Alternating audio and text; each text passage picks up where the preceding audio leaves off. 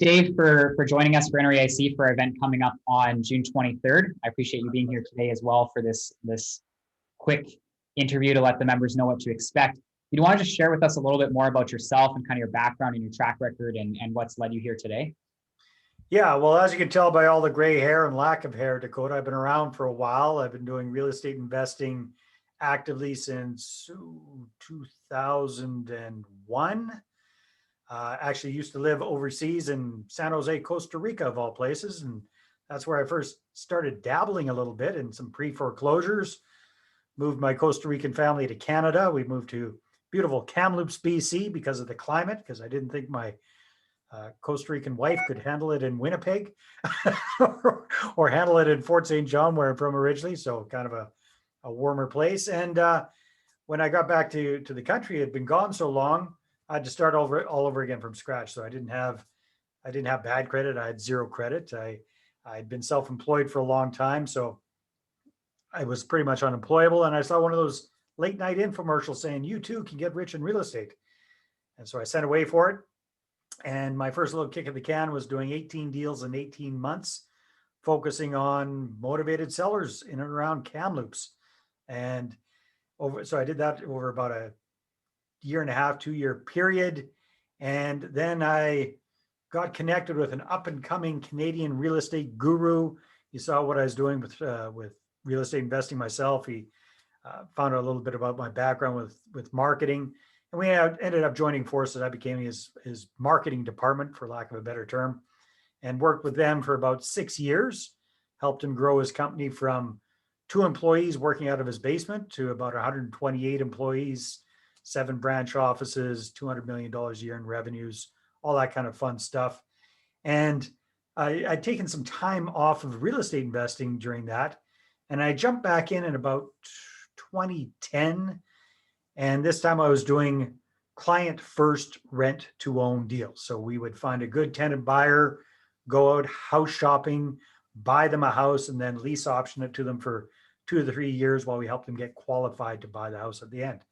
So this is where I first started with my personal experience with raising capital, because I was able to self-finance my first couple of deals. And then, like many people, ran out of cash, ran out of credit. And now it's like, oh crap, now what? So I need to use other people's money. I need to bring on investors and joint venture partners. And I'd heard, just find a good deal and money will find you. Didn't work that way for me, Dakota. Maybe it's worked that way for you or your listeners, but for me, I needed to go out and shake the tree. And to be perfectly frank with you, I sucked. I really, really sucked. I mean, I tried dialing for dollars and failed miserably at that, and got pouty because I got rejected so many times. I didn't want to do that anymore. I went out and schmoozed and networked and did all the cool stuff that a lot of people do with your group, which is great. But I was clumsy about it. And I think I just kind of oozed desperation because I needed, I had at this time a perfect deal had landed in my lap, and I had 2 weeks to remove subjects. And that's about the worst time to be trying to raise money, is when you really, really need it. And that's where I was. So didn't raise any money that way. And, even tried spamming everybody I knew about my deal with a little PDF one sheet. That didn't work. In fact, that was a really stupid idea. That just turned a lot of people off, and instead of creating curiosity. Bottom line, I lost that deal. I got some major egg on my face because I'm in a small town. So obviously my tenant buyer was ticked off. The seller was ticked off. The realtor, the mortgage broker, everybody was ticked off, especially me, right? And I'd calculated I was going to see a nice little $40,000 profit on that deal. Poof, that went up in smoke. So that's when I said, hey, the traditional way I've heard that you're supposed to raise capital sucks. At least it sucks for me. So why don't I apply what I understand about marketing? And instead of chasing investors, let's get some investors coming to me. So that by hook or by crook is what I developed. I call that my money partner formula. And that's what I've been really focusing on. It's worked really well for me. I went from doing those client first deals to doing multifamily deals. That's more what I'm interested in these days, as you are as well. So I've raised millions of dollars for my own deals, plus other deals I've been involved in. But more importantly, the process actually works, because cumulatively speaking, our students and our clients have raised well over $300 million and counting for their deals following this process. Excellent. Excellent. Yeah, it's quite interesting to see how the traditional ways don't always work nowadays. So, Well, and not like there's more than one way to skin a cat, right? So not just because it works for one person doesn't mean it's going to work for somebody else. And so I want to come up with a different way for folks that just aren't naturally salesy, that aren't naturally outgoing and aggressive that way, that they aren't the Wolf of Wall Street kind of people that can pick up the phone and just crank them out like that. So that's who this tends to work really well for. excellent. Now, in regards to NREIC, I mean, there's a plethora of different groups out there and different things going on. But what's your opinion for investors who are at even playing it at a high level, such as yourself or something like that? Why is it important for people to still be showing up to these things and listening into these new strategies, or even just the networking component, in your opinion?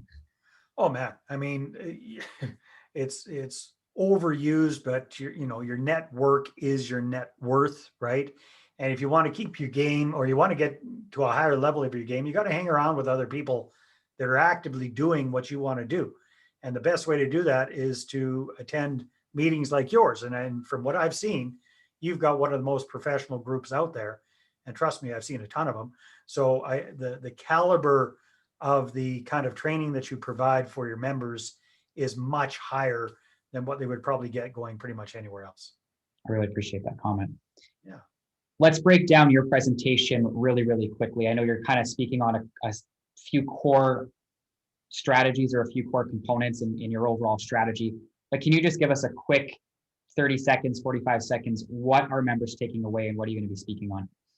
Yeah, well, thank you. So first thing we're going to do is we're going to take a deep dive into fun with math. And I know that sounds counterintuitive, but I'm going to show your attendees what an investor is really worth to them in the long term. And I think this is going to be a very eye-opening, mind-blowing experience for most people. And trust me, I'm not a super duper math guy. So we're going to keep it really, really simple because that's what I can understand. All right. So we'll show them that.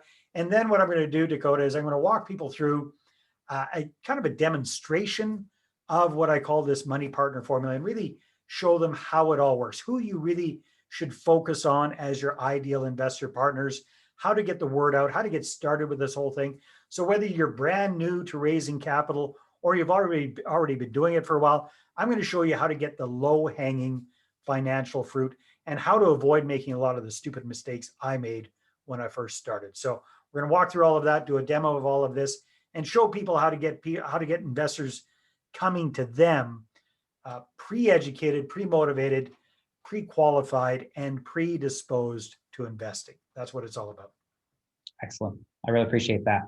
Well, let's wrap this up. I look forward to you once again joining our group on June 23rd for that evening and sharing your wealth of knowledge there and your track record in different things. So I really appreciate that. Once again, thank you, community, as well, for attending and giving Dave Dubeau your time as well. I know it's going to be quite valuable. I've seen you before, and you've shared some stages with some big names, so I appreciate that. Awesome. Thank you.